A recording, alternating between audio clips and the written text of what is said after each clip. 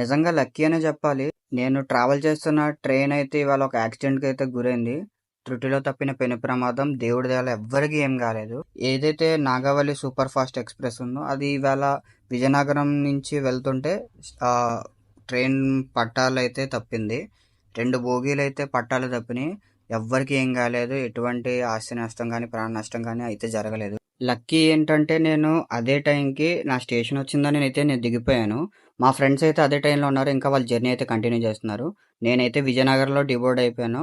వాళ్ళు ఇంకా కంటిన్యూ చేస్తున్నారు. జస్ట్ విజయనగరం స్టేషన్ ఇలా కొంచెం దూరం దాటింది.